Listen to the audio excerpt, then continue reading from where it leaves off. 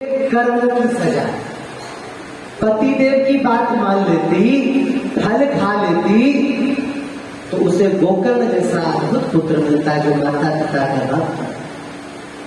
तो स्त्री को चाहिए कि पतिदेव की उचित आज्ञा को स्वीकार करे। पतिदेव को चाहिए कि पत्नी की उचित आग्रह को स्वीकार करे। पति और पत्नी एक दूसरे के परिपूरक हैं, एक दूसरे के धार्मिक भावना को सम्मान करे। पत्नी को चाहिए पतिव्रता बन करके रहे, पर पुरुष की ओर ना देखे, सास ससुर की सेवा करे। पुरुष को चाहिए पत्नी व्रत बन के रहे। हाँ, एक तरफ बात नहीं होनी चाहिए। ज्यादातर लोग एक तरफा बात कह देते हैं, पत्नी तो पतिव्रता बन गई, और पति जहां चाहे वो मारे उसको कोई पाप नहीं लगेगा। पाप? अरे वो बड़े बड़े कड़ाह में तेल जो खौला रहे हैं ना यमराज जी, उन्हीं को तलने के लिए तो खौला रहे हैं। दोनों की बराबर की हिस्सेदारी है। अगर पति का मन भी पराई स्त्री की ओर जाता है तो उसे उतना ही पाप लगेगा जितना स्त्री का पराई पुरुष की ओर जाता है तब लगेगा। पत्नी पतिव्रता बन करके रहे, पति जो है पत्नी व्रत बन करके रहे, दोनों एक दूसरे के परिपूरक बन करके संसार में सुखी रहे। तो बोले जो पति की आज्ञा इन्होंने नहीं मानी, उचित आज्ञा नहीं मानी, उसका पाप भोगना पड़ा। और डर के मारे कुआं बगल में थी घर के, उसमें कूद करके उसने आत्महत्या कर लिया। तब गोकर्ण जी ने विचार किया कि भाई घर में 3 लोग थे। पिताजी थे, वो वृंदावन चले गए। माताजी थी, वो डूब के मर गई। अब हम ही बचे हैं, तो वो भी वहां से तीर्थ यात्रा के लिए निकल पड़े। इनके तीर्थ यात्रा का प्रसंग भी ग्रंथों में बहुत अधिक है, बीच में क्या हुआ, लेकिन अब हम नहीं लेंगे क्योंकि आगे बढ़ाना थोड़ी सी कथा। तीर्थ यात्रा के लिए गए, गोकर्णेश्वर महादेव की दोबारा से स्थापना करी। इधर धुंधुकारी तनिक बहुत अपने भाई के कारण लज्जा में भी रहता था। भाई जब चले गए 5 वेश्या को ले आए और नित्य निरंतर पाप कर्म करता है। और एक दिन वेश्याओं ने कहा कि तुम जो है हमें आभूषण ला करो। राजा के यहाँ डाका डाला, आभूषण लाए, बहुत आभूषण लाए। फिर 5 वेश्या ने विचार किया कि भाई राजा के यहाँ डाका डाला है और रोज किसी न किसी के यहाँ डाका डालता है, किसी न किसी दिन ये पकड़ा अवश्य जाएगा। अब ये पकड़ा जाएगा तो खोजबीन होगी, धन छीन लिया जाएगा, हम भी फंसेंगे, इसे मरना पड़ेगा, मृत्यु दंड मिलेगा। अब जब इसे मरना है ही तो हम ही क्यों ना मारे, कम से कम धन तो बचेगा। तो जो बिस्तर पे वो सोया था उसी बिस्तर पे वेश्याओं ने बांध दिया उसे, और बांध करके बोलते हैं कि पीटना चालू कर दिया बुरी तरह से, तब भी नहीं मरा। जलते हुए लोहे के सलाका लेकर के महाराज उसके गुप्त अंग में घुसाया, पेट में, गुदाद्वार में, आंख में, तब भी वो नहीं मरा। तड़प रहा था, मुख में अंगारे भर दिए। मैं नहीं कह रहा हूं, ये वर्णन में अंगारे भर दिए, मुख बुरी तरह से झुलस गया, जले हुए मनुष्य मांस की दुर्गंधी उसने लग गई, लेकिन फिर भी उसके मुख से गौ गौ की आवाज निकल रही थी, वो मर नहीं रहा था। तो क्या किए, उसका हाथ पर काट के ही जिंदा ही जमीन में गाड़ दिया उसको, तब जाकर के उसका प्राण छूटा। उसके बाद ये कुछ दिन वहां रहे। कोई पूछते रहे धुंधुकारी नहीं दिख रहा है बहुत दिन से, बोले आप जानते हो मेरे पति कमाने के लिए दूर गए हैं, और धीरे धीरे वो गायब हो गए। इधर धुंधुकारी जी के बारे में पता चला, गोकर्ण जी बड़े दुखी हुए।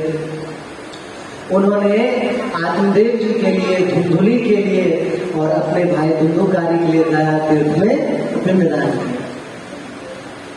पिंडदान करके जब वापस आए तो रात्रि का समय था, घर में प्रवेश करके सो रहे थे, तभी देखा कि एक कोई भैंसा प्रकट हो गया।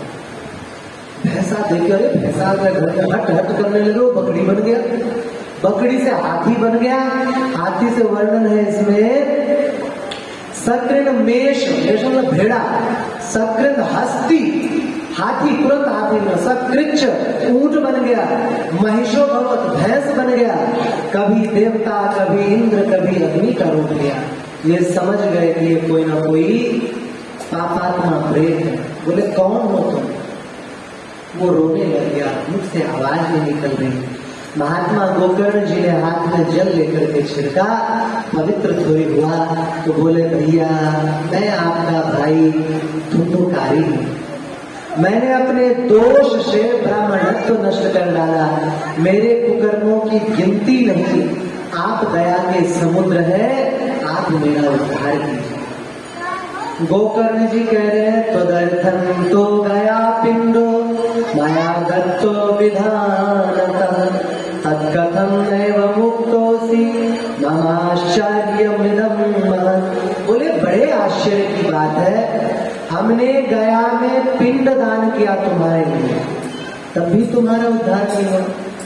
कहते हैं कहीं से भी अगर उद्धार ना होता हो, गया पिंड में दान कर दो, तर्पण कर दो, उद्धार हो जाता। वरदान है भगवान विष्णु का, ऐसे वैसे नहीं है। एक असुर था, उसका नाम था गयासुर। उसने भगवान विष्णु की तपस्या की, भगवान विष्णु प्रकट हो गए, बोले क्या चाहिए? भगवान का भक्त था, बोले प्रभु मैं चाहता हूं कि जो भी, क्योंकि आप तो दर्शन देते नहीं हो सभी को, जो भी मेरा दर्शन करे उसे आपका लोक मिल जाए। ठीक है महाराज, उसका शरीर था 5 योजन का, 5 योजन बोले तो 20 कोस का, 20 या 60 किलोमीटर लंबा था। अब 60 किलोमीटर लंबा कुछ खड़ा कर दो पूरी पृथ्वी से ही दिखेगा, नहीं भी तो 2-4 देशों से तो दिख ही जाएगा, है ना। तो इतना ऊंचा लोग देख देख करके तुम्हारे भगवत धाम जाने लग गए। ब्रह्मा जी आदि ने विचार किया ऐसे तो सृष्टि खाली हो जाएगी। विष्णु भगवान से कहा, विष्णु जी ने कहा मैं उपाय करता हूँ। क्या? बोले तुम देवताओं सहित जाओ और उसे बोलो कि यज्ञ करना है, यज्ञ के लिए अपना शरीर दो। ऐसा नहीं किया गया। बोले गयासुर को, गयासुर हाँ ब्रह्मा जी, बोले हमें यज्ञ करना है पवित्र भूमि से, और तुम्हारे हृदय से पवित्र कुछ नहीं, तो तुम लेट जाओ, हम यज्ञ करेंगे। जो आज्ञा महाराज। लेट गए, यज्ञ करने लग गए। 1000 वर्ष तक यज्ञ चला। जब यज्ञ पूर्ण हुआ तो गयासुर उठने लग गए, लेकिन तब तक महाराज कितने नगर बस गए थे उसके शरीर में, सब जीव घबराने लग गए, थरथराने लग गए। तो भगवान विष्णु वहां पर बिंदु माधव भगवान का रूप धारण करके, गदाधर भगवान का रूप धारण वहां पर निवास किए। बोले बेटा मैं तुम्हारी छाती करूंगा, तुम उठो। जैसी आपकी आज्ञा महाराज, परंतु हमें कुछ वरदान दीजिए। क्या?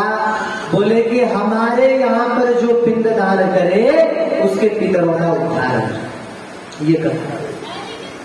तो बोले कि हमने तो गया में पिंड दान किया, तब भी तुम्हारा उद्धार क्यों नहीं हुआ? आप विचार करो, उद्धार क्यों नहीं हुआ उसका? वो पापी था इसलिए, या और कोई कारण था? नहीं, पापी था वो तो सही है। पिंड दान करने से पापी का भी उद्धार होना चाहिए था। कारण क्या हुआ? आप सभी जातर ब्राह्मण ने इस बात को जानते हैं। हम लोगों के गोत्र होते हैं ना, गोत्र, प्रवर, शाखा, प्रशाखा। तो जिस समय पिंड दान करते हैं, तीर्थ पुरोहित गोत्र का उच्चारण करवाते हैं। लेकिन जब धुंधुकारी का पिंड दान किया गया तो गोकर्ण जी ने आत्मदेव जी का गोत्र कहा, लेकिन क्या वो आत्मदेव जी का पुत्र था? नहीं था। तो जब गोत्र नहीं है आपका तो फिर कहां से लगेगा? पाइप लाइन है, बोले हमारी टंकी तो भर नहीं रही है, हम रोज नल चला रहे हैं। बोले भैया तुम नल तो चला रहे हो, लेकिन तुमने पाइप दूसरे टंकी में लगा रखी है, उसकी टंकी भरेगी, तुम्हारी नहीं भरेगी। तो जब गोत्र का उच्चारण वो कर रहे थे तो गोत्र का उच्चारण गलत हो रहा था, इसलिए उसका उद्धार गया पिंड से नहीं हुआ।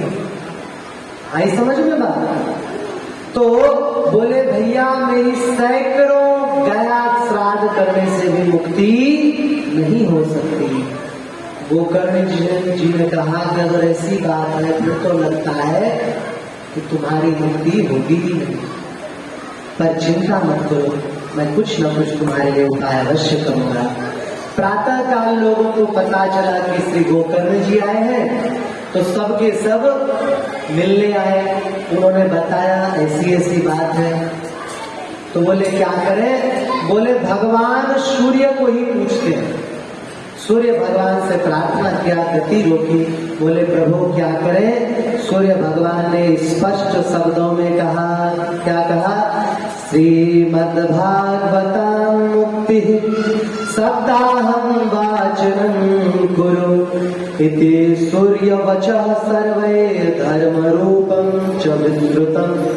बोले कि श्रीमद् भागवत महापुराण के सप्ताह विधि का वाचन करो, पारायण करो, इसी से इसकी मुक्ति हुई। मतलब समझ में आया?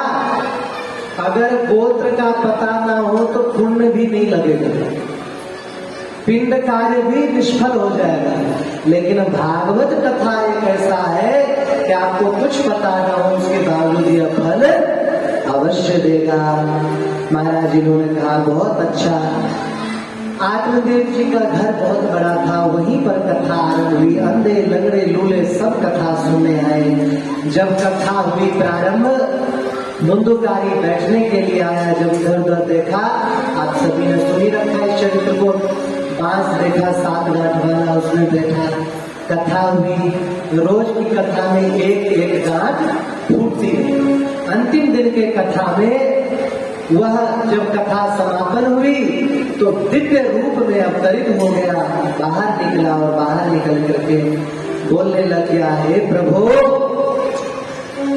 अस्मिन् वै भारते वर्षे सूरिभिर्देव संसदि आकथा श्रावेण पुंसां निष्फलं जन्म कीर्तितम्।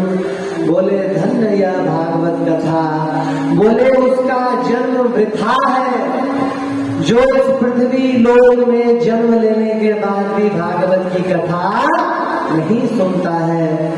बोले श्रीमद् भागवत की कथा से इतना अद्भुत लाभ होता है, पाप तो नष्ट होते ही होते हैं।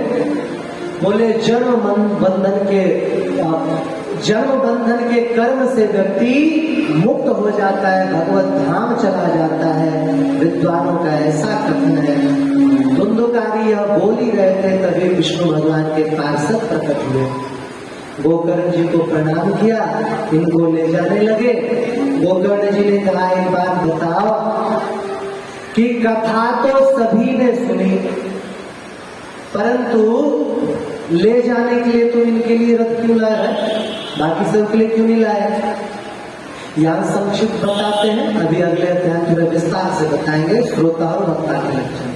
बोले महाराज, फल भेद में श्रवणस्य विभेदेन फल भेदोत्र संस्था। बोले कि धुंधकारी ने सुना, पूरे मन पूर्वक सुना, पूरे प्राण चित्त से सुना, सामने होकर के सुना। कथा जब भी सुनो, व्यास की आंखों में आंखें डाल करके सुनो, तब जाके कथा का पूर्ण लाभ प्राप्त करोगे। महाराज आज तो दोनों तरफ से गड़बड़ है। श्रोता को नींद आती है और भागवत व्यास मुंह जवानी कुछ याद नहीं, पन्ना पलटो कथा चलती है, यहाँ देख करके कथा लगातार करते रहते, देखेंगे नहीं जनता क्या कहोगे। तो कथा और आंखों से आंखें क्या मिला है? आंखों से आंखें मिला के जब कथा सुनोगे तो कथा के साथ ही दिव्य ऊर्जा आंखों से आपके शरीर में प्रवेश करेगी और वो उद्धार करेगी। बोले यही कारण है कि कथा का इनको पूर्ण फल नहीं मिला। इन्होंने दोबारा से कथा वाचन किया श्रावण मास में, और कथा की समाप्ति पर साक्षात भगवान प्रकट हुए और गोकर्ण जी को गले से लगा दिया, गले से लगा करके और अपने धाम को लेकर के चले गए। बोले महाराज, इस गोकर्ण चरित्र को भी अगर एक अक्षर का भी किसी ने कान के द्वारा पान किया है तो उसे माता के गर्भ में दोबारा नहीं जाना पड़ेगा। तो ये गोकर्णोपाख्यान थोड़ा सा संक्षिप्त बाद में इसलिए कर लिया, आप लोग बार बार सुनते ही हो कि क्या हुआ बाद में धुंधुकारी के साथ। उसके बाद बोले कि कथा श्रवण के लिए स्थल कौन सा निमित्त करना चाहिए। बोले कथा के लिए स्थल मंदिर रखो, तीर्थ स्थान रखो, नदी का किनारा रखो। और बोले कि वक्ता किसे बनाना चाहिए। महाराज ये बड़ा महत्वपूर्ण है, इस बात को वक्ता लोग बोलते ही नहीं, अपनी पोल थोड़ी ना खोलनी। एक श्लोक में बोल दिया है व्यास जी ने, क्या? विरक्तो वैष्णवो विप्रो वेदशास्त्र विशुद्धिकृत दृष्टांत कुशलो धीरो वक्ता कार्यो निष्प्रिय। बोले इतने लक्षण वक्ता में ना हो तो उसे वक्ता नहीं। पहला लक्षण क्या है? बोले विरक्तो वैष्णवो विप्रो, पहला विरक्त होना चाहिए। जो व्यक्ति खुद संसार में फंसा हुआ है वो आपका उद्धार करेगा क्या? जिसके मन में धन की वासना है, पहले से ही फिक्स कर लिया भैया इतना दक्षिणा है मेरी, तब तो हम कथा करेंगे, नहीं तो नहीं करेंगे, वो व्यक्ति आपका उद्धार करेगा। श्री कबीर दास जी कहते हैं, लोभी गुरु लालची चेला, दोनों नरक में ठेला ठेला। बोले गुरु तो लोभी है, चेला लालची है, दोनों नरक जाएंगे। एक महात्मा ने सुना कि भागवत सुनने से मन में जो है आसक्ति समाप्त हो जाती है, भगवान के प्रति भक्ति बढ़ती। उसने बुलाया अपने आचार्य, बोले भागवत सुना, पूरी भागवत सुनी। बोले दक्षिणा दो। बोले महाराज भागवत तो सुन ली, लेकिन मेरे मन में तो आसक्ति समाप्त ही नहीं हुई। बोले अरे तू लोभ में आ गया, दक्षिणा नहीं देना चाह रहा है। तो महाराज समझ नहीं आया, बात गड़बड़ है। आसक्ति तो समाप्त हो, भगवान में मन तो लगे। एक महात्मा जी वहीं से गुजर रहे थे, बोले हम इस बात का उत्तर दे सकते, क्या करोगे? बोले थोड़ी देर के लिए मुझे राजा बना दिए। अब सैनिकों से बोले राजा को और ये जो प्यास है इन दोनों को बांध दो, दोनों को बांध दो, पुरोहित को भी राजा बना। फिर ब्राह्मण देवता बोल रहे, संत बोल रहे, अरे पुरोहित जी आपने भागवत सुनाया राजा को, राजा आपका यजमान है, आपका पालन पोषण करता है, इसका बंधन खोल दो जरा, बेचारा बंधा है। बोल रहे महाराज मैं खुद बंधा हुआ हूँ, मुझे तो आपने बंधवा दिया, मैं क्या खोलूं? राजा से आगे कहा ये जो तुम्हारा गुरु है, तुम्हारे पूर्वजों का भी गुरु है, हर प्रकार की देखभाल करता है, तुम उसे खोल दो। बोले महाराज मैं खुद बंधा हुआ हूँ। बोला यही उत्तर है, जो खुद बंधन में हो, जो आसक्ति में फंसा है, जो गृहस्थी में फंसा है, जो पत्नी पुत्र पिता स्त्री घर धन इसकी आसक्ति में फंसा है, वो कथा करेगा और तुम्हारा उद्धार हो जाएगा। मैं नहीं बोल रहा हूं, व्यास जी बोल रहे हैं। पहला लक्षण क्या होना चाहिए? विरक्तो, विरक्त होना चाहिए। फिर विरक्तो वैष्णवो विप्रो, वैष्णव होना चाहिए। वैष्णव क्यों? आजकल हरिद्वार में वो लोग भागवत की कथा करते हैं महाराज जी, जो कहते हैं कृष्ण भगवान ही महापुरुष थे। नाम क्यों ले हम? गिरी है। वो बोलते हैं राम जी भगवान नहीं थे, वो तो हिंदुओं ने बना दिया, लेकिन भागवत की कथा करते हैं। क्यों? पैसा तो भागवत से मिलेगा। वैष्णव होना चाहिए, मन में भेद नहीं होना चाहिए भगवान के रूपों में। वरना सोचो राम भक्त होगा, वो राम जी की तो प्रशंसा करेगा, कृष्ण की निंदा करेगा। पर भागवत कथा में उद्धव जी पढ़ाते हैं, ध्रुव जी पढ़ाते हैं, उनको बुरा लग जाएगा। या कृष्ण भक्त होगा, वो कहेगा भगवान कृष्ण तो बड़े प्रेमी है, राम जी का हृदय नीरस है। अब राम जी के भक्त हनुमान जी बैठे, उनको अच्छी लगेगी ये बात? सुमंत्र जी बैठे हुए, तो बोले वैष्णव होना चाहिए। तीसरा विरक्तो वैष्णवो विप्रो, विप्र होना चाहिए।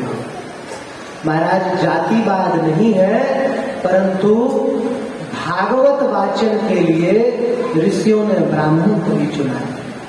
परंतु ब्राह्मण ऐसा मत समझना हमारे जैसा, कि कोई भी आया और बोले कि हम ब्राह्मण हैं, पैदा हुए ब्राह्मण कुल में, ब्राह्मण के सारे लक्षण हैं। ब्राह्मण कुल में पैदा हुआ वो तो ब्राह्मण है ही, परंतु विप्र कौन है?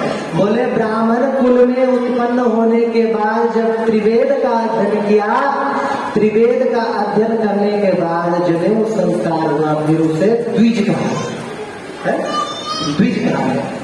उसके बाद वेद अध्ययन कर लिया, द्विज बन गया वो। फिर शास्त्रों का चिंतन करते करते करते करते प्रकृष्ट रूप से अत्यंत उत्तम ज्ञानी बन गया, ब्रह्मवादी बन गया। फिर वो बना विप्र, अत्यंत ज्ञानी, अपने धर्म कर्म को निभाने वाले। आज स्थिति ये है, उससे शर्म की बात है कि हम लोग ऐसी शिक्षा प्राप्त कर रहे हैं। ब्राह्मणों को अपने 11 कारक के विषय में नहीं पता होता है। बोलो प्रवर कौन है? बोले त्रिप्रवर है। अरे त्रि है ठीक है, लेकिन 3 कौन कौन से हैं? बोले नहीं पता जी। शाखा कौन सी है? बोले नहीं पता जी। अच्छा तो तुम्हारा आस्पद क्या है? बोले नहीं पता जी। चरण क्या है? बोले नहीं पता जी। अच्छा तो ठीक है, इतना ही बता दो, वेद तुम्हारा कौन सा है, उपवेद कौन सा है, तुम्हारा विकास क्या है? बोले हमें कुछ नहीं पता, हम ब्राह्मण। ये तो ऐसे ही हो गया, एक व्यक्ति थक थक थक थक कांप रहे। अरे कौन हो तुम? बोले शेर सिंह। अच्छा बाप का नाम? शमशेर सिंह। हाथ में क्या है? बंदूक। अरे कहाँ जा रहे हो? बोले शेर का शिकार कर रहे हैं। अरे भले आदमी तो थर थर कांप क्यों रहे? बोले कुत्ता भौंक रहा है, डर लग रहा है। अब बताओ क्या लाभ होगा? आप शेर सिंह शमशेर सिंह बने रहो, कोई भी लाभ नहीं होगा। मतलब ये है विप्र होना चाहिए। तो विरक्तो वैष्णवो विप्रो, और वेद शास्त्र विशुद्धि के, वेद शास्त्र का पूर्ण ज्ञान होना चाहिए। अभी हमसे किसी ने कहा, किसी की कथा महानुभाव की थी, नाम नहीं लेंगे, पीछे के गांव के, कथा चर्चा हुई तो एक बड़े बुजुर्ग ने नीचे से उठ के कह दिया, अरे तुम क्या बाँच रहे हो? और वो अच्छा नहीं लगा। क्यों? क्योंकि वेद शास्त्र में अगर निष्णात है व्यक्ति तो किसी भी प्रकार के प्रश्न का उत्तर सहजता से दे सकता है। आजकल देखते हो भागवत व्यासों को कैसे कैसे प्रश्न देके फंसाते हैं। महाराज जी जरा बताना तो सही, सुदामा जी के पिताजी माता जी का क्या नाम है? अब बेचारे महाराज क्या बोले? अगर शास्त्रों को पढ़े लिखे हैं तब तो तुरंत बता देंगे कि भैया पिता का नाम अग्निश्वाता था और माता का नाम सत्य। लेकिन नहीं पढ़े, चुप रहेंगे तो क्या न्यूज बनाते थे? तो व्यास को कुछ भी नहीं पता। निंदा किसकी होती है? उस व्यास की, व्यासपीठ की निंदा होती है। अजीब अजीब से प्रश्न करेंगे, अगर उत्तर नहीं दे पाए तो फिर महाराज भागवत पीठ की बदनामी होती है। फिर बोले दृष्टांत कुशलो, दृष्टांत कुशल होना चाहिए। दृष्टांत कुशल समझते किसे कहते हैं? जो विषय आसानी से समझ में ना आवे उसे समझाने के लिए किसी पुराणों से ही युक्त किसी कथा के द्वारा समझाए। ये स्मरण रखना, दृष्टांत भी देना है तो पुराण से या सदग्रंथ से। ये नहीं कि पंचतंत्र की कुत्ता बिल्ली उल्लू इसकी कहानी है। ये शास्त्र कथा वाचन की पद्धति नहीं है। और बोले महाराज अनेक धर्म विभ्रांता स्त्रैणा पाखंडवादिनः शुद्ध शास्त्र कथोच्चारे त्यजास्ते यदि पंडिता। बोले अगर ऐसा पंडित मिले जो स्त्री पुत्रवान हो, स्त्रैण हो, स्त्री पुत्र में ही आसक्ति हो, बोले उसे कथा व्यास पे मत बिठाओ। और बोले जो व्यक्ति अनेक धर्म में विभ्रांत हो, उसका अपना कोई भी निजी धर्म ना हो, उसे भी मत बिठाओ। बोले ऐसा तो क्या होना चाहिए? वक्ता होना चाहिए। और श्रोता कैसा होना चाहिए? महाराज इसके विलक्षण सुन ले। हरिशरणम हरिशरणम हरिशरणम हरिशरणम। बोले श्रोता कैसे होना चाहिए? बोले 4 प्रकार के तो उत्तम श्रोता होते हैं, 4 प्रकार के निकृष्ट श्रोता होते हैं। बोले उत्तम कौन है? प्रवर श्रोता। बोले प्रवर श्रोता है प्रवराश्चातको हंस शुको मीनादयस्तथा अवरा वृकभूरंड विशोद्राष्ट्याः प्रकीर्तिता। बोले चातक, हंस, शुक और मीन 4 अच्छे श्रोता, और वृक, भूरंड, वृष और ऊंट बोले ये लोग जो है अधम श्रोता। चातक किसे कहते हैं? पपीहा। पपीहा क्या करता है?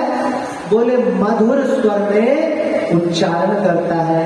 बोले ऐसा जो श्रोता है मधुर स्वर में कीर्तन करता हो। और दूसरा एक काम और है पपीहा, बोले वो केवल और केवल स्वाति नक्षत्र का ही जल पीता है।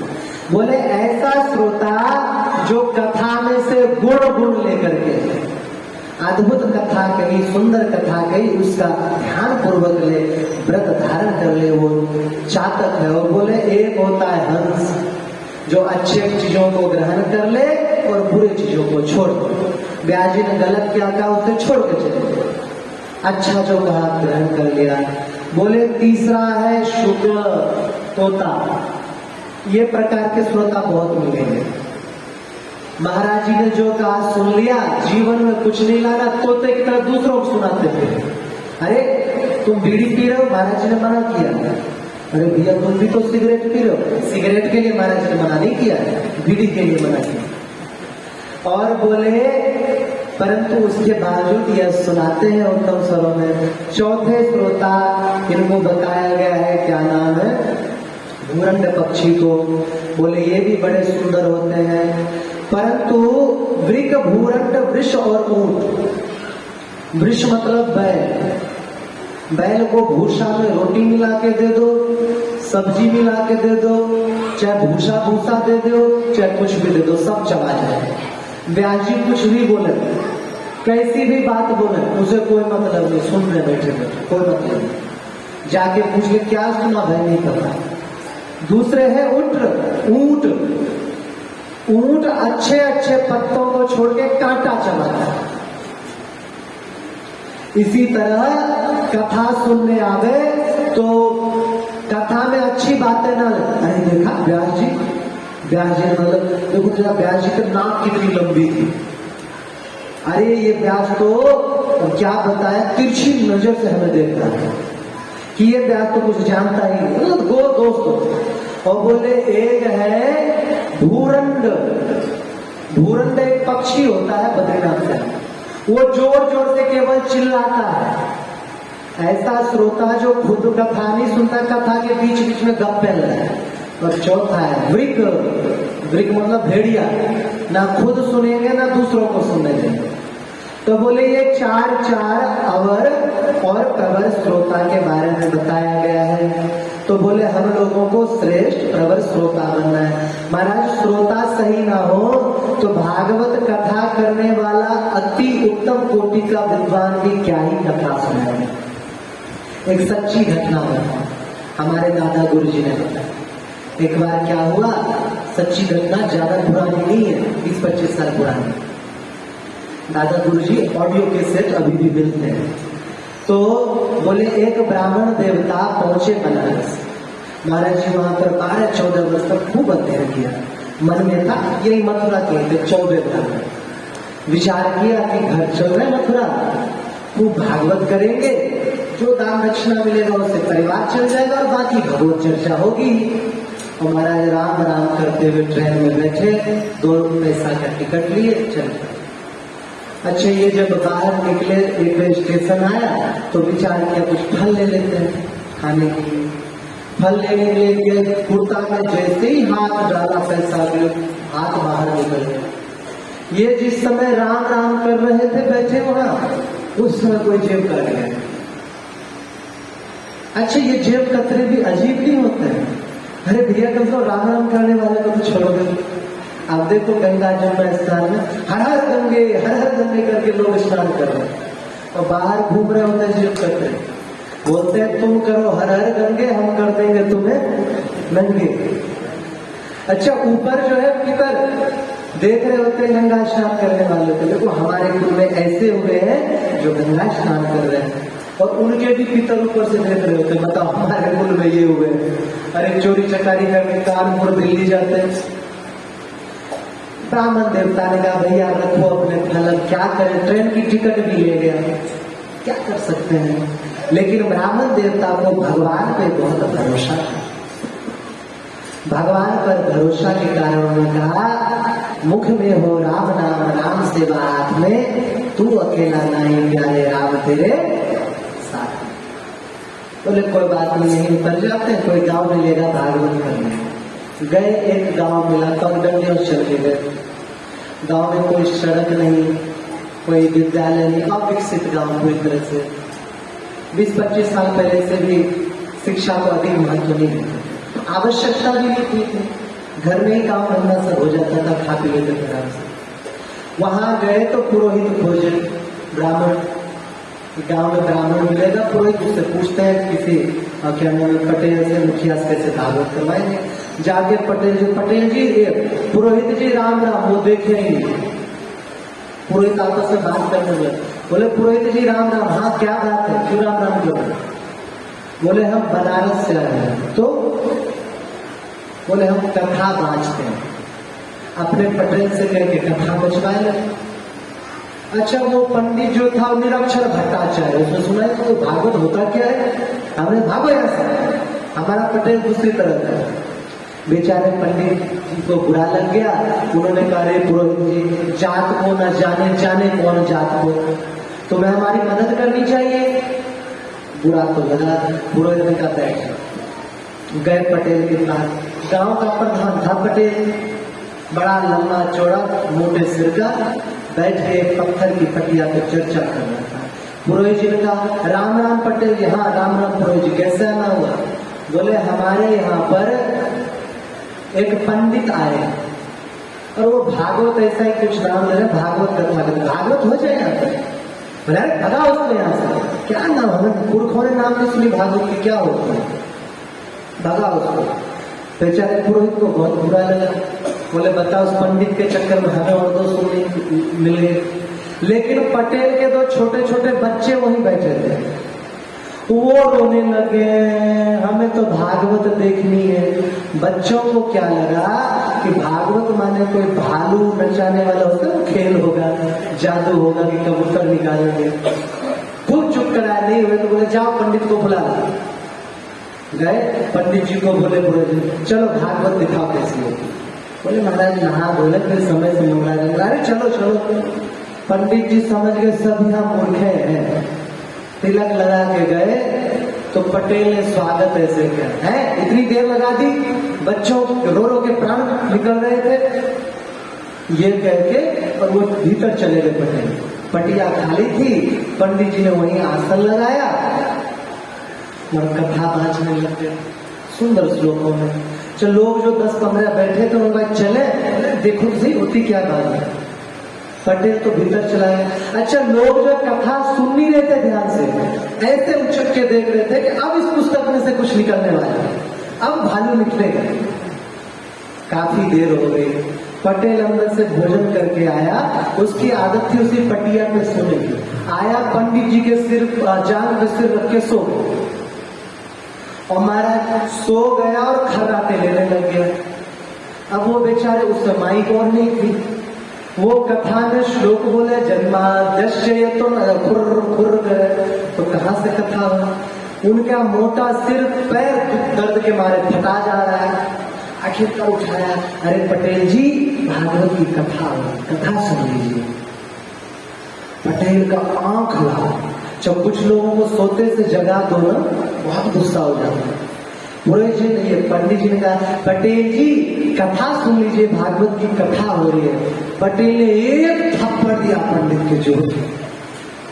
पंडित जी ने कहा चाहे मिले कुछ या ना मिले कोई बात नहीं, रखी पोती साइलेंस, धोती बांधा और एक घूसा दिया पटेल के, और गुत्थम गुत्था चलो। अच्छा लोग छुड़ावे नहीं, क्या बोले, हाँ भैया भागवत शुरू हो गई।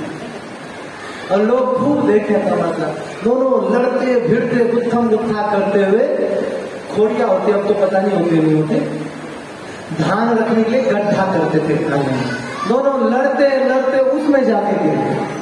और पटेल जी तो थोड़े ज्यादा मोटे थे, इतने ज्यादा हाथ करने का, पंडित जी बैग घुसा तैला, अब कोई भी नहीं। अच्छा लोग क्या कहते, देखो भैया पटेल पंडित जी के शरीर में भागवत चढ़ गई है, कोई छू मत लेना, बिना नहाए हो कोड़ी हो जाओगे, कोई दिक्कत ना जाए। ऊपर से बहन कहे भागवत महारानी मेरे भैया को छोड़ दो, पत्नी भी कहे भैया भैंसिया ले लो लेकिन छोड़ दो, बच्चे भी रोए। पंडित जी समझ गए सबरे मूर्ख। पंडित जी ने जोर की हुंकारी लगी, हुम। बोले एक बार जिस पे भागवत चढ़ जाती बिना प्राण लिए नहीं छोड़ती। तो बोले कैसे छोड़ोगे? बोले 1000 रुपए दक्षिणा लाओ। ऐसे में कौन देखता है? 2000 रुपए पोटली में बांध के लाए, देखे पंडित जी लगाया पटेल को 2 और घुसे, बोले लाओ नसेनी लाओ। अब नसेनी कौन लाए? सब भग चले और भग के पेड़ पे चढ़े। महाराज भागते भागते क्या बोले, भैया पटेल तो तगड़ा आदमी था, भागवत करवा दी, हम जैसों को करवानी पड़ गई। चढ़ गई भागवत महारानी तो पता नहीं क्या हाल होगा। कुछ लोगों ने हिम्मत करी, नसेनी लेकर ऐसे फेंक के भाग के जाके छत पे चढ़ गए। पंडित जी उठे, धोती वगैरह पहनी, भागवत की पोटली चले गए। लोगों ने पटेल को ऊपर चढ़ाया, कपड़े उपड़े पहनाए, बोले वाह रे पटेल, 7 पहरी पे तूने झंडा ला दिया, आज तक हमारे गांव में भागवत नहीं थी, तूने भागवत तो करवा ही नहीं। आप बताओ भागवत हुई? भागवत हुई भी नहीं और हो भी गई। बोले अगर श्रोता इस टाइप के मिल जाए तो फिर भागवत का उत्तम से उत्तम कोई वक्ता भी क्या ही कथा सुनाएगा। तो बोले महाराज श्रोता को भी उत्तम होना चाहिए और वक्ता को भी उत्तम होना चाहिए, वक्ता के लक्षण भी उत्तम होना चाहिए। महापुराण में प्रवेश करें। कौन कहा गया टाइम हो गया?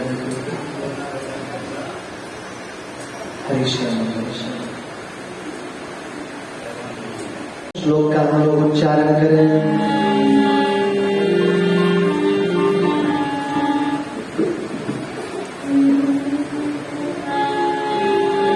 जन्माद्यस्य यतोऽन्वयादितरतः शावतेष्वभिज्ञः स्वराट् तेने ब्रह्महृदायादिकवये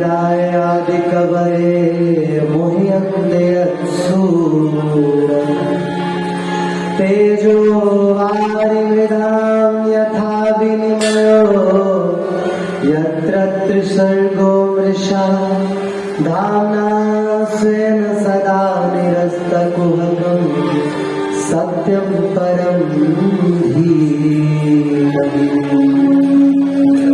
बोले जिससे इस जगत की सृष्टि स्थिति और प्रलय जिनमें होती है, जो भगवान जड़ चेतन सभी स्वरूप में वही है, स्वयं प्रकाश है, सर्व स्वतंत्र है। बोले ब्रह्मा जी हिरण्य गर्भ ही नहीं, अपने संकल्प से जिन्होंने वेद का ज्ञान दिया वो भगवान, जो बड़े बड़े विद्वानों को मोहित कर लेते हैं, उन भगवान के परमात्मा भगवान श्री कृष्ण के चरणों का हम ध्यान करते हैं। देखो ये प्रथम श्लोक की बात है। बंसीधर जी महाराज ने इस एक श्लोक पे ही 108 टीका लिखी। हम इस श्लोक का अधिक विस्तार नहीं करेंगे, सभी सुने ही होंगे, हम आगे कथा के रूप में बढ़ते हैं। बोले यह दिव्य श्रीमद् भागवत महापुराण है। बोले श्रीमद् भागवत महापुराण अगर कोई सुनने की इच्छा मात्र भी करता है तो सत्यो हृदय वरुध्यते प्रकृति भी शुश्रूषु विस्तक्षणा। सुनने की अभी इच्छा करी है, अभी सुनना आरंभ नहीं किया है, लेकिन भगवान हृदय में आकर के बंदी बन जाते हैं। बोले श्रीमद् भागवते महामुनि कृते किं वा परेरीश्वर।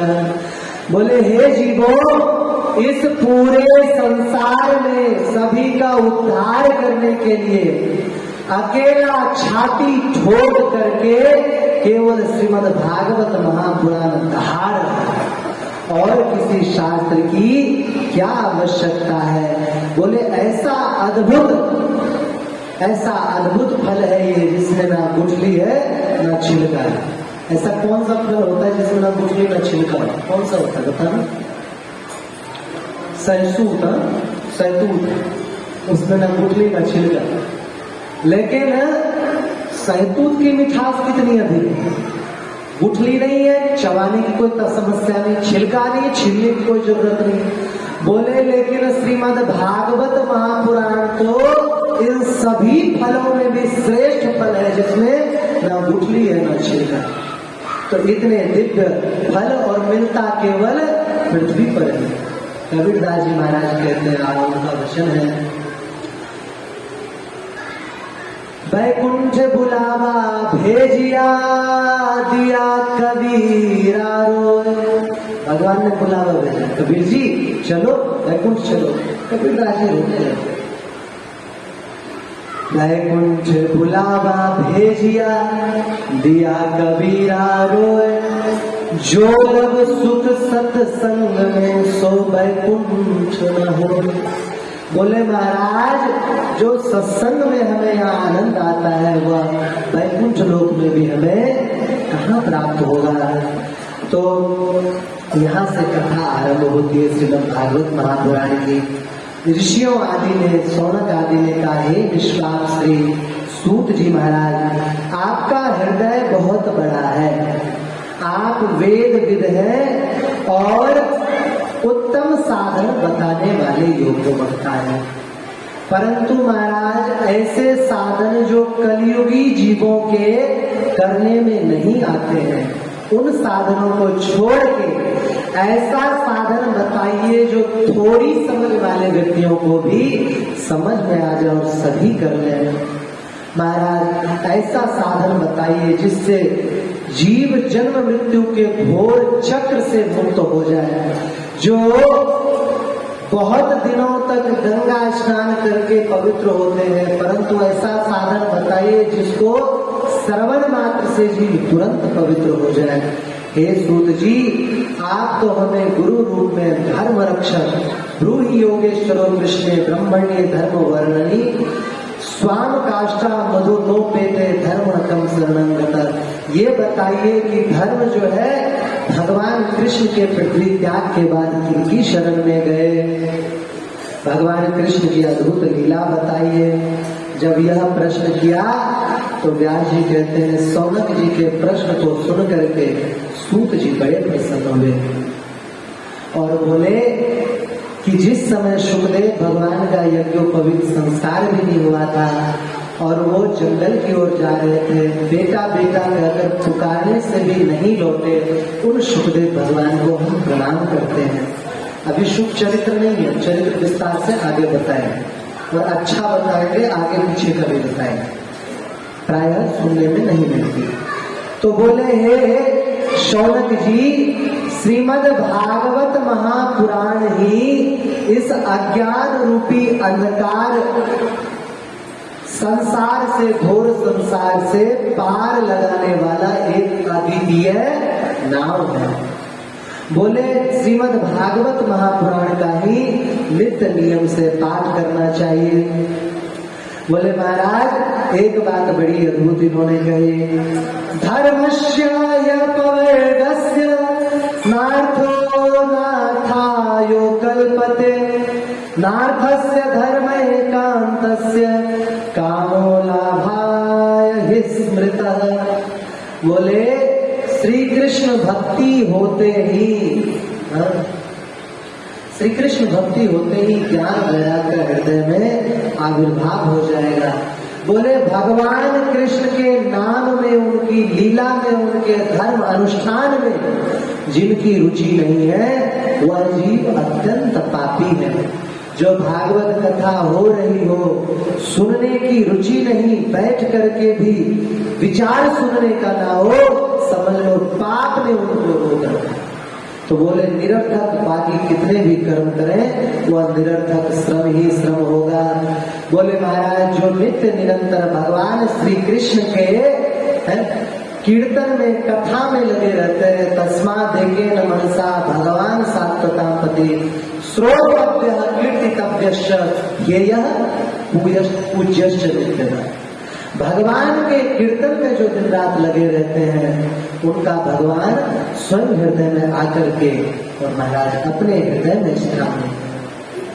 महाराज जी भगवत नाम का तो ऐसा अद्भुत अद्भुत महात्मा है कि भगवान के नाम लेने वाले को तो भगवान भी कुछ नहीं बिगाड़ सकते। हमने ग्रंथ में लिखा, वो ग्रंथ है श्री आनंद रामायण। 100 रामायण में से उसका भी नाम है। एक बार क्या हुआ, काशी राज आया भगवान राम का दर्शन करने। रास्ते में नारद जी मिल गए। कहाँ जा रहे हो? बोले राम जी का दर्शन करने। मेरी एक बात मानोगे क्या? बोले वहां सबको तो प्रणाम करना पर विश्वामित्र जी को मत करना। क्यों? बोले अरे मानो तो नहीं, फिर ठीक है महाराज। गए, सबको प्रणाम किया, विश्वामित्र जी को प्रणाम नहीं किया। विश्वामित्र जी ने भगवान राम से कहा कि राम राज्य की कल्पना सभी करते हैं और तुम्हारे राज्य में ही असभ्यता हो रही है, अन्याय हो रहा है। क्या हुआ महाराज? बोले उस राजा ने सबको प्रणाम किया, मुझे नहीं किया। आप बताइए। बोले दंड दो, उसका प्राण नष्ट करो, मार दो उसे। बोले ठीक है महाराज, आज शाम तक उसे मार देंगे। इधर वो प्रणाम करके राजा तक चला गया। उसे क्या पता क्या हुआ वहां। रास्ते फिर नारद जी मिले, कहाँ चले? बोले महाराज चले अपने राज्य में। बोले अरे राम जी ने प्रतिज्ञा करी शाम तक तुम्हें 3 बाणों से मार देंगे। क्यों? बोले तुमने विश्वामित्र जी को प्रणाम भी नहीं किया। बोले गुरु जी वो तो आपके कहने पे नहीं किया। बोला हमें कोई मतलब नहीं, तुम जानो। अब चरणों में गिर पड़ा, महाराज रक्षा करो। बोले एक उपाय। क्या? बोले तुम चले जाओ अंजना मैया के चरण पकड़ो, जब तक वो वचन ना दे उनको बताना मत कि क्या बात है। वो गए, अंजना मैया के चरण पकड़ लिए। बोले माता मेरे प्राणों की रक्षा करो। ये क्या हुआ? बोले पहले प्रण करो कि मेरी रक्षा करो। ठीक है प्रण करते। सारी बातें बताई, अंजना माता चिंतित हो गई। राम जी से कैसे रक्षा करें?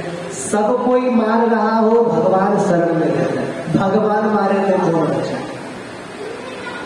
तो इन्होंने हनुमान जी का स्मरण किया। हनुमान जी के मुख में माँ के दूध का स्वाद आने लग गया। ठाकुर जी की सेवा में थे। बोले प्रभु हम माता का दर्शन करके आ जाओ, करके आ जाओ। यहाँ आए तो माता बड़ी चिंतित, प्रणाम किया, आशीर्वाद ही नहीं दिया। बोले माता जी तब तुम्हारे बेटा आ गया, तू मेरा एक काम करेगा क्या? पहले बोल कि मेरे वचन को नहीं टालेगा। बोलो माता, बताइए ऐसी ऐसी बात, इसकी रक्षा करो। हनुमान जी ने कहा जैसे आपकी आज्ञा माता। काशी राज को ले जाके सरयू नदी में कहा कि तुम कमर तक जल में बैठ के राम राम राम राम इस तरह भगवान का नाम जपो। और हनुमान जी चले गए राम जी के पास। बोले प्रभु हाँ आज मैं आपसे कुछ मांगू तो दोगे? अरे हनुमान जो मांगो वो मिलेगा, हम तो ऋणी है तुम्हारे।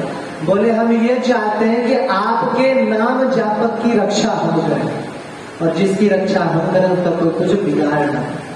बोले तथास्तु, जिसकी तुम रक्षा करो उसका हम भी कुछ नहीं बिगाड़ पाएंगे। तो ठीक महाराज जब काम हो। कहाँ चले? कुछ नहीं, आते घूमते। वहां गए, काशीराज को बोले तो राम राम करता है। सायंकाल हुआ, राम जी ने बाण छोड़ा। बाण आया, हनुमान जी रक्षक के रूप में खड़े। कहाँ चल दिए? मारने का काशीराज को मारने राम जी ने भेजा। बोले राम जी ने वरदान दिया, तुम्हें ध्यान नहीं है? मैं रक्षा कर रहा हूँ, कैसे मारोगे? लौट जाओ। बेचारा लौट आया। राम जी ने पूछा क्या हुआ? बोले हनुमान जी रक्षा कर रहे। राम जी क्रोधित होकर ब्रह्मास्त्र छोड़ा। ब्रह्मास्त्र आया, राजा देख करके प्रभु प्रभु हनुमान जी बचाओ। बोले अब राम से काम नहीं चलेगा, जय सिया राम जय जय सिया राम जप। वो बेचारा जय सिया राम जय जय सिया राम जपने लग गया, हृदय तक चले गए। बाण आए, ब्रह्मास्त्र ने कहा हनुमान जी हट जाओ। बोले हमें वरदान मिला, हम रक्षा कर रहे हैं, आप वापस चले जाओ। वापस गए। राम जी को पता चला। विश्वामित्र जी बार बार बोले राम तुम झूठे हो। महाराज नदी किनारे चलकर मार ही दे। चाहे हनुमान जी तो ज्ञानी नामक बन जाएंगे, अंतर्यामी, जानते हैं क्या होने वाला है। राजा से बोलेंगे प्रभु अपने नाम का जाप करने वाले को हो सकता है मार दे, लेकिन भक्त के आश्रय जो लेता है उसका कुछ नहीं बिगाड़ सकते। अब तुम ये करो, जय सिया राम जय जय हनुमान, जय सिया राम जय जय हनुमान, ये जपने लग गए। ये जपने लग गए। भगवान श्री राम आए, बाण छोड़ने वाले थे। वशिष्ठ जी ने देखा बात बिगड़ रही है, तो वशिष्ठ जी ने राजा का कान पकड़ा। अरे नारायण, बड़े बुरे करते हैं ऐसा, बड़ी लड़ाई छोटे में सुलझा है। कान पकड़ा नारायण, विश्वामित्र जी को प्रणाम, चल प्रणाम कर। विश्वामित्र जी के चरणों में पड़ गए और महाराज क्रोध कितना संतों का पिघल गए। उस दिन से ये हो गया कि भगवान का नाम अगर कोई जपता है उसका भगवान भी कुछ बिगाड़ नहीं सकते। तो बोले महाराज भगवान का कीर्तन आराधना करनी चाहिए। और बोले हे सौनकादि ऋषियों, भागवत श्रवण की बार बार रुचि होने लग जाए, कृष्ण कथा श्रवण में रुचि होने लग जाए, तो भगवान स्वयं हृदय में आकर के विराजमान हो जाते हैं। तो आप लोग जो है भागवत की कथा सुनिए। श्रीमद् भागवत का स्मरण करने से पहले इन्होंने दशावतार का, ये 24 अवतार, भगवान के 24 अवतार का स्मरण किया है। अभी हम लोग संक्षिप्त स्मरण करेंगे, आगे विस्तार से इनकी कथा बताएंगे। बोले सर्वप्रथम जो है कौमार सर्ग में सनक सनंदन जी का अवतार हुआ, दूसरा अवतार देवर्षि नारद जी का हुआ, फिर नारायण भगवान का हुआ, कपिल भगवान का हुआ, अत्रि ऋषि के संतान दत्तात्रेय जी के रूप में हुआ, 7वां यज्ञ के रूप में, और 8वां ऋषभ देव के रूप में अवतार हुआ, और 9वां अवतार पृथ्वी जी के रूप में हुआ, 10वां अवतार मत्स्य रूप में, 11वां अवतार हुआ कच्छप रूप में, फिर अवतार हुआ धन्वंतरी, मोहिनी, नरसिंह और वामन रूप में अवतार हुआ। उसके बाद परशुराम रूप में अवतार हुआ, फिर रामकृष्ण रूप में अवतार हुआ, पराशर व्यास के रूप में अवतार हुआ। अभी हम केवल नाम स्मरण करते हैं क्योंकि अवतार का 3 बार वर्णन है भागवत में, 3 अलग अलग जगह सेम स्टोरी, एक जैसी नहीं, एक जगह विशेष रूप से वर्णन करेंगे। बोले उसके बाद कलयुग बीत जाने पर बुद्ध देव रूप में अवतार हुआ, और उसके बाद अंत में कलगी अवतार होगा। बीच बीच में और भी भगवान के कई अवतार होते रहेंगे। उसके बाद इन्होंने कहा एते चांस कला पुंसः कृष्णास्तु भगवान स्वयं। इस बात को समझो। इससे पहला जो श्लोक था अवताराय संख्येया हरे सत्वनिधे द्विजा यथा विदासिन कुल्या सरसस्यो सहस्रशः। बोले जैसे अगाध सरोवर में कमल के छोटे छोटे नाल निकलते हैं, वैसे ही हरि के अनंत अवतार हुए। और मनु देवता, प्रजापति, मनुपुत्र जितने भी शक्तिशाली महान दिखते हैं वे सब भगवान के अंश। ये जो श्लोक आता है एते चांस कला पुंसा कृष्णास्तु भगवान स्वयं, इसका अर्थ लगाते हुए व्यास लोग कहते हैं कि राम जी, नरसिंह भगवान ये सब पूर्ण अवतार नहीं थे, ये लोग छोटे छोटे भगवान। पूर्ण तो एक भगवान श्री कृष्ण। भैया भगवान का कोई अवतार पूर्ण और कोई अपूर्ण होता तो वेद की ऋचा क्यों कहती पूर्णमदः पूर्णमिदं पूर्णात् पूर्णमुदच्यते पूर्णस्य पूर्णमादाय पूर्णमेवावशिष्यते। भगवान श्री राम जितने पूर्ण भगवान है उतने कपिल भगवान पूर्ण है, क्योंकि वो अपूर्ण नहीं है। फिर बोले किनके लिए कहा एते चांस कला पुंसा? बोले उस श्लोक से पहला श्लोक कौन सा था उसे तो पढ़ो। उस श्लोक में उन्होंने कहा ऋषयो मनुवो देवा मनुपुत्रा महोजसा। बोले मनुपुत्र है, बड़े बड़े ऋषि है, प्रजापति है, इनके विषय में कहा गया है कि एते चांस कला पुरुष। ये लोग जो है मनुपुत्र हो गए, मनु महाराज हो गए, सूर्य देव हो गए, ये लोग तो अंशावतार है, लेकिन राम कृष्ण हरि भगवान तो स्वयं परिपूर्णतम अवतार। महाराज जी अगर ऐसा नहीं होता तो चैतन्य महाप्रभु ने नरसिंह रूप में दर्शन दिया, चैतन्य महाप्रभु ने कृष्ण रूप में दर्शन दिया, षडभुज रूप में, राम रूप में दर्शन कैसे देते? वो भी पूर्ण अवतार नहीं इस हिसाब से। तो भगवान का कोई अवतार अपूर्ण नहीं होता। तो बोले ऐसे ही दिव्य लीलाएं वो करते रहे। महाराज भगवान की लीला बड़ी अमोघ है। आज जो है 10 मिनट थोड़ा सा लेट कर दें, क्योंकि 15 मिनट बचा है। 25 मिनट में एक छोटा सा चित्र करके फिर आगे बढ़ेंगे।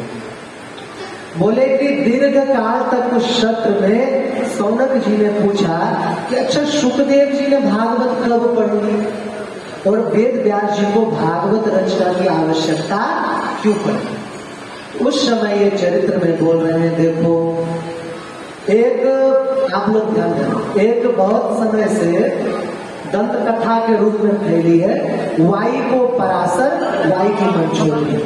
सुना होगा कहानी, ये बिल्कुल झूठी। व्यास जी के माता पिता के संबंध है ये, इसका भी निराकरण हो जाएगा। अब व्यास जी का चरित्र सुनो, व्यास जी का यहाँ से चरित्र लग जाता है।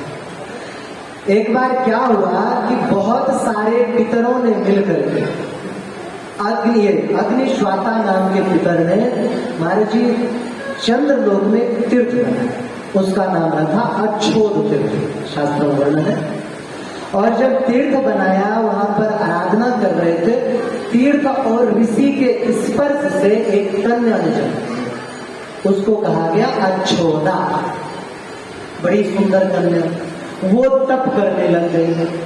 तप करती रही, पितर प्रसन्न हुए और प्रकट हो गए। जब प्रकट हो गए, वरदान मांगने को कहा तो बोले कि हमें भगवान ही पुत्र रूप में चाहिए। परंतु एक अमावसु नाम के जो पितर थे उनको देख करके वो कन्या काम मोहित हो गई। ध्यान पूर्वक सुनो, ये चरित्र बार बार सुनने को नहीं मिले।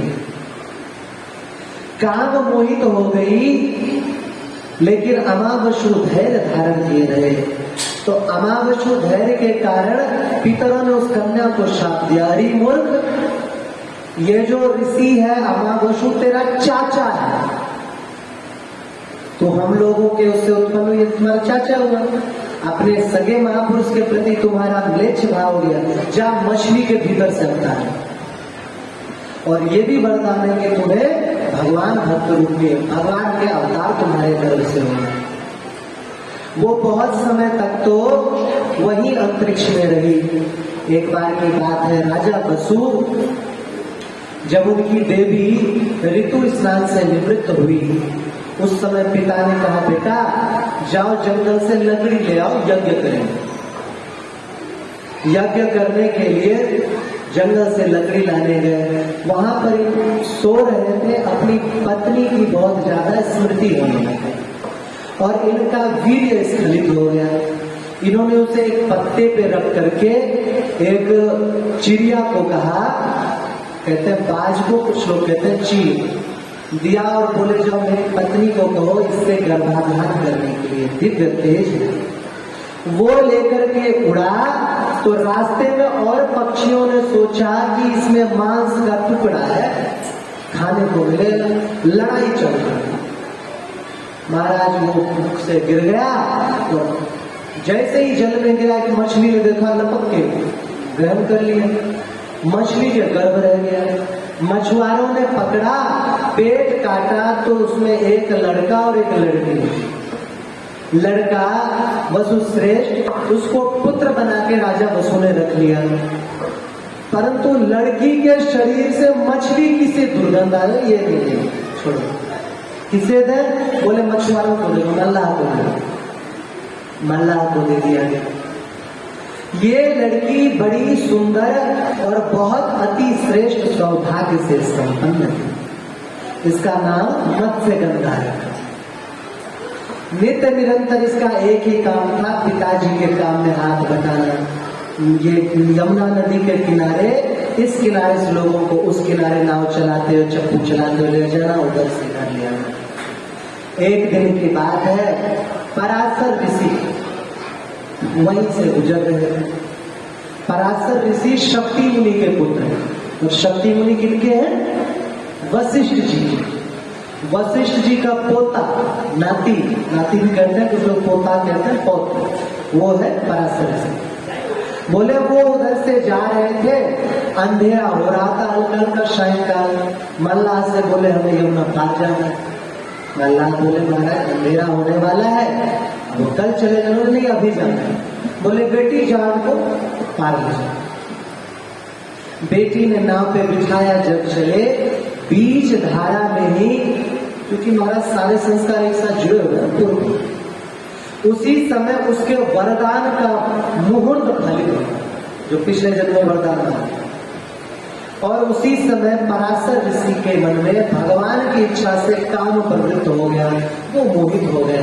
बोले कन्या तुम जो है इस पार से उस पार लोगों को कराती हो, तुम्हें क्या मिलता है? मैं तुम्हें एक ऐसा पुत्र प्रदान करूंगा जो लोगों को भवसागर पार करे। महाराज जी कैसी बात कर रहे हो आप? मैं कुमारी कन्या हूँ। हाथ जोड़ी और बोले कि यह ठीक नहीं है। तो बोले कि जलचर देखेंगे, थलचर भी देखेंगे। ऋषि ने तुरंत कोहरा उत्पन्न किया, पहले कोहरा नहीं होता था, और जल में काई बनाई, और वो जो है वो नाव धीरे धीरे जाके बीच द्वीप में रुक गया। कन्या ने स्वीकार किया, वहां गर्भाधान हुआ। ऋषि तो चले गए। द्वीप में तुरंत ही अवतार हुआ भगवान वेद व्यास जी का। बोले वेद व्यास भगवान की जय। क्योंकि द्वीप में इनका जन्म हुआ, इसलिए इनको द्वैपायन कहा है। काले रंग के थे इसलिए कृष्ण कहा गया। वेदों का विस्तार किया, व्यास किया, इसलिए इनको वेद व्यास भी कहा गया। इनका पूर्ण नाम हुआ कृष्ण द्वैपायन वेद व्यास। तो बोले वेद व्यास जी महाराज वहां से माता जी को प्रणाम किए और बोले माता जी अब मैं तप करने जाना चाहता हूँ। बोले बेटा तुम्हारे पिता ने पहले ही बताया है कि तुम्हारा अवतार जीवों के उद्धार के लिए हुआ है, जाओ, परंतु मैं जब बुलाऊं तुम चले आए। और जैसे इसी समागम हुआ उसके शरीर से मछली की दुर्गंध नष्ट हो गई, कमल की सी खुशबू होने लग गई। उनका नाम सत्यवती रखा। महाभारत में आपने पढ़ा हुआ है, सुना है, उनका विवाह आगे संपन्न हुआ। तो व्यास जी वहां से गए और भारत भूमि के अंतिम सीमा जहां पर बद्रिक आश्रम है, वहां पर जाके आश्रम बनाया जिसका नाम शक्याश्रम। और वहां पर रह करके वो विचार करने लग गए, महाराज पहले आप मानो मत मानो आपकी इच्छा है, विष्णु वर्णन है। महाराज जी वेद जो है करोड़ों श्लोकों में है, बहुत विस्तार वेद है। बोले कि इतना तो पढ़ नहीं पाएगी जनता, आगे चल करके लोगों की आयु कम होगी, स्मृति कम होगी। तो उन्होंने उसे संक्षिप्त कर करके 4 लाख श्लोकों में ही वेद शास्त्र आदि को रखा। पुराणों की संख्या सैकड़ों में थी। अभी कितने पुराण है पता आपको? इस समय 72 पुराण, 18 पुराण, 18 उप पुराण, पुराणों के उप पुराण, 18 उप पुराण और 18 उप शाखा पुराण। जैसे देखो आप वेंकटेश पुराण, ये एक उप पुराण। जैसे वेद होता है 4 वेद, चारों के 4 उपवेद। ऋग्वेद का उपवेद क्या है? धनुर्वेद। अथर्ववेद का उपवेद क्या है? क्या नाम है? आयुर्वेद। इसी तरह सामवेद का उपवेद धनुर्वेद, ये गंधर्ववेद। और क्या नाम है, एक बच जाता है यजुर्वेद का उपवेद स्थापन। जैसे वेद के उपवेद होते हैं, इस तरह पुराण के उपपुराण होते हैं। लेकिन हम बोले कि भैया 72 भी कौन पढ़ेगा? आप भी यकीन करो, ज्यादातर लोगों को तो पता भी नहीं होगा कि पुराण 72 भी होते हैं। तो कोई कोई पढ़ते हैं। इस समय लोग भी कुशीनगर में रखा हुआ है संस्कृत। बोले इतना भी हर कोई नहीं पढ़ पाएगा, तो उसमें भी विभाग कर दिया। बोले 18 पुराण कम से कम लोग पढ़ लें। तो उस समय उन्होंने 17 पुराण की 18 पुराण भी रचा हुआ था। ये आगे आएगा चलने में समझाऊंगा कि भागवत पहले भी रचा हुआ था, कैसे रचा हुआ। तो ये सब देख करके उन्होंने विचार किया कि क्या किया जाए, तो विचार करते ही उनके मन में आया कि हम जो है अब महाभारत ग्रंथ की रचना करें। महाभारत ग्रंथ की रचना करें। महाभारत ग्रंथ में सब कुछ है हमारा, जो महाभारत में है वही सब जगह, जो महाभारत में नहीं वो कहीं भी नहीं। बोले महाभारत बड़ा विशाल ग्रंथ रचा, पूरे दिगांत में व्यास जी की प्रशंसा होने लग गई। लेकिन व्यास जी महाराज फिर भी खिन्न मन होकर के बैठे, कुछ तो छूट गया है। जैसे सब्जी बनाया, साग बनाया, बड़ा अच्छा टेस्टी स्वाद वाला साग बनाया, उसमें क्या क्या डाले? बोले गरम मसाला, हींग डाला, उसमें जीरा डाला, उसमें तेज पत्ता डाला, दालचीनी डाला, खूब महाराज गोभी, आलू, टमाटर डाला। बोले स्वाद नहीं आया। क्यों? बोले नमक नहीं डाला। बोले कुछ तो कमी रह गई है जिसके कारण हमें संतोष नहीं हो रहा है। उसी समय श्री देवर्षि नारद जी महाराज प्रकट हो गए। बोले देवर्षि नारद जी महाराज की जय। नारद जी ने कहा, हे व्यास जी, आप ऐसे दुखी क्यों हो? आपने तो ब्रह्म तत्व को खूब विचार किया है, आप सभी ऋण से उऋण हो चुके हो, मुक्त हो, माता पिता की सेवा से मुक्त हो, माता पिता की आज्ञा भी मानी, गुरु सेवा करी, गुरु ऋण से मुक्त हो, पितृ तर्पण करते हो, पितृ ऋण से मुक्त हो। आपके महाभारत ग्रंथ की तो प्रशंसा पूरा संसार कर रहा है और आप दुखी हो। क्यों दुखी हो? बोले महाराज, मेरे विषय में जो कहा सब सही कहा, परंतु पता नहीं क्यों सारे योग शास्त्र का मैंने वर्णन किया, सब कुछ का वर्णन किया, फिर भी लग रहा है कुछ कमी रह गई। व्यास जी बोले, नारद जी बोले, हाँ देखो क्या है, आपने शास्त्र में सब कुछ वर्णन किया है, परंतु भगवत लीला का भी वर्णन किया है, परंतु प्रधान रूप से भगवत भक्ति युक्त कोई ग्रंथ वर्णन नहीं किया। आप कहोगे महाराज कैसे ये बात कह सकते हो? ब्रह्म पर पुराण कृष्ण लीला भरा, पद्म पुराण रामकृष्ण लीला भरी पड़ी, विष्णु पुराण रामकृष्ण लीला भरी पड़ी, फिर भागवत में क्या है? बोले भले ही उनमें भी रामकृष्ण की लीला है, परंतु जो भागवत धर्म है, जो एकात्म धर्म है कि केवल भगवान की शरण में ही जाने से उद्धार होगा, ये केवल भागवत दिखाता है।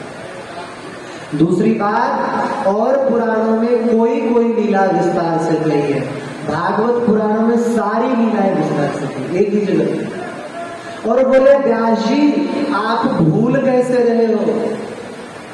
आपने भागवत क्या नहीं जानते? बोले महाराज भागवत क्या होता है, क्या भागवत रचना करें? बोले भुलक्कड़ हो।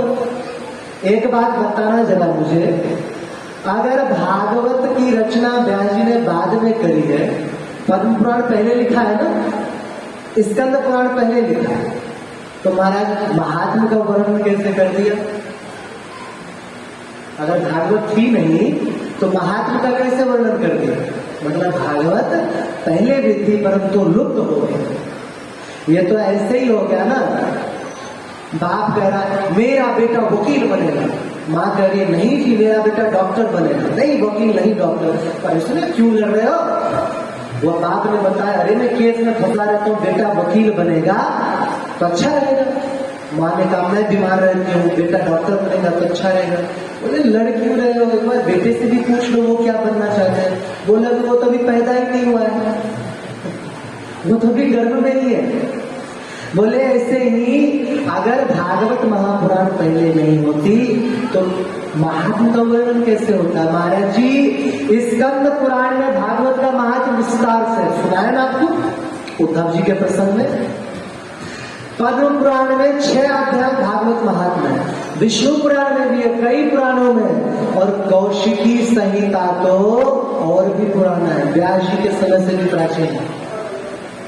कौशिक ऋषि उन्होंने वर्णन किया है, उसमें भी वर्णन है। महाराज जी पृथु जी की सभा में अगस्त मुनि पुराणों की कथा सुनाते हैं, तो पृथ्वी जी तो और भी प्राचीन हुए हैं ना, व्यास जी का तो अवतार ही नहीं मदद करता है। लेकिन नहीं, शिव पुराण में पढ़ोगे व्यास जी के 28 अवतारों का वर्णन होता है। तो बोले व्यास जी स्मरण कीजिए, जैसे ठाकुर जी कहते हैं ना कि भाई समय के अनुसार जो है गीता लुप्त हो गई। पहले हमने विवस्वान को दिया, सूर्य को दिया, इक्ष्वाकु को दिया, ऐसी भागवत लुप्त हो गई थी। बोले व्यास जी आप भागवत पुराण की रचना कीजिए। क्यों? बोले कि कृष्ण गान जहां नहीं होता वहां पर मान सरोवर रूपी हंस संत नहीं जाते, इसलिए श्रीमद् भागवत की रचना कीजिए। अब आगे की कथा कल करते हैं, समय हो गया है। चलो भगवान की कृपा से व्यास शरीफ तक पहुंच गए हैं। आगे नारद जी का और सुखदेव जी महाराज का अच्छा चरित्र आएगा। आप लोग प्रारंभ थोड़ा जल्दी आ जाए तो कथा का अंत छूटे या ठीक नहीं होता है।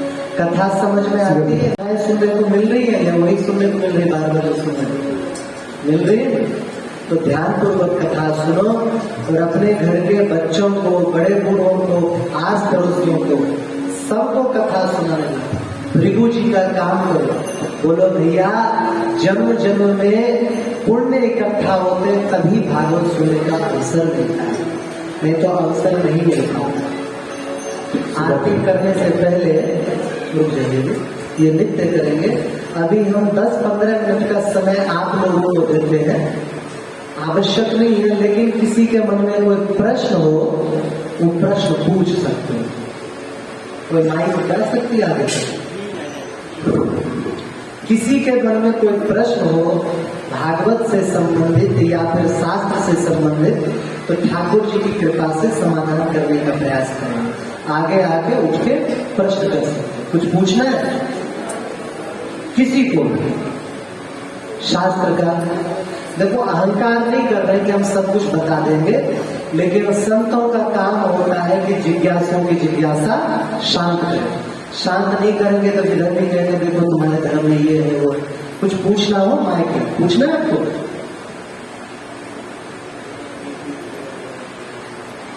आपको पूछना है?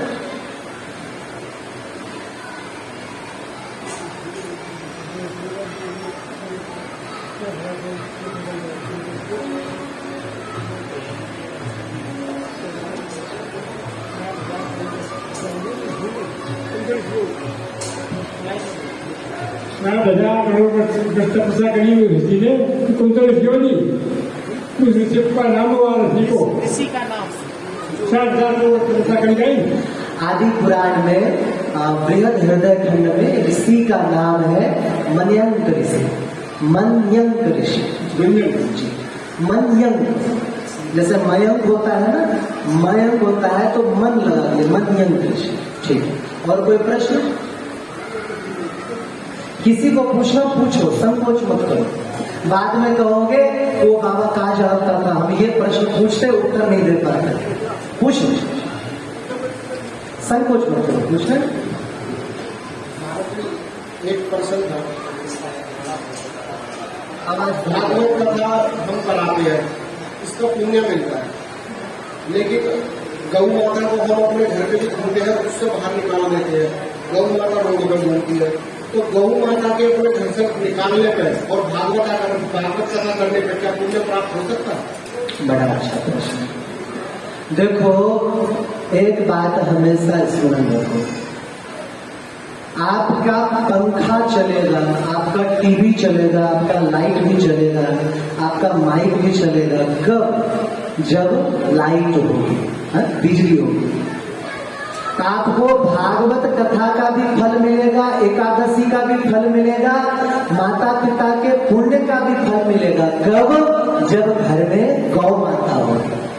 अगर घर में गौ माता नहीं है, गाय की सेवा जीवन में नहीं है, तो आप कितने भी पुण्य कर लो। बोले साहब हमने 50,000 रुपए की एसी लगाई है, लेकिन समस्या ये बिजली नहीं। सुविधा सारी है, पंखा है, टीवी है, कूलर है, सब कुछ है, बस बिजली नहीं। इसी तरह भागवत करा रहे हैं, अग्नि देव में उपासना यज्ञ कर रहे हैं, आप तीर्थ कर रहे हैं, तप कर रहे हैं, कीर्तन कर रहे हैं, लेकिन अगर जीवन में गौ माता की सेवा नहीं है, घर में गौ नहीं है, तो सच बात यह है आपको कोई भी लाभ नहीं मिलेगा। तो संकल्प रखो, ज्यादा नहीं भी तो एक गैया अपने घर में अवश्य हो। ठीक है, और बताओ।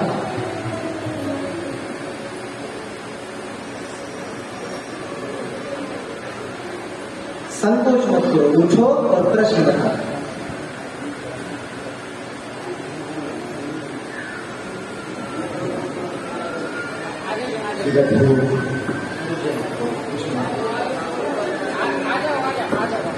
आगे इधर बता दो माइक पे,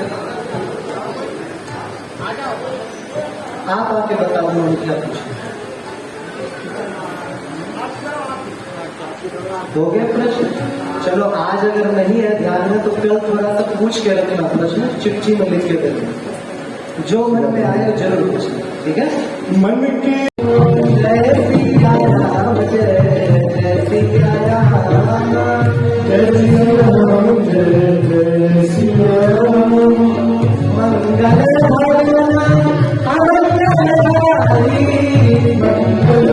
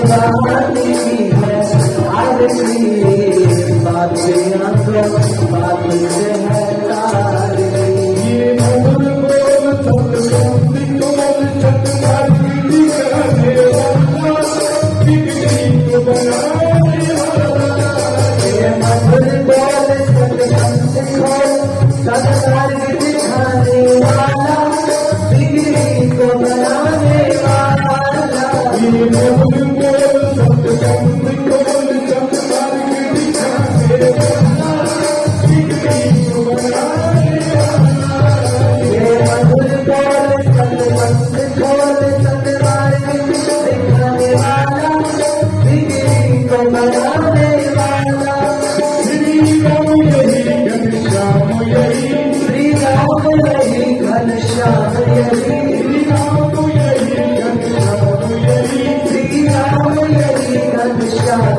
यही प्रभु जी में आरती आरती पापियों को पापुने तारती भागवत भगवान की है आरती पापियों को पाप से है तारती भागवत भगवान की है आरती पापियों को पापुने तारती श्री भागवत भगवान की है आरती पापियों को पाप से है तारती भागवत भगवान की है आरती पापियों को पापुने तारती भागवत भगवान की है आरती पापियों को पाप से है तारती भगवान की जय। पुरी वृंदावन की बिहारी लाल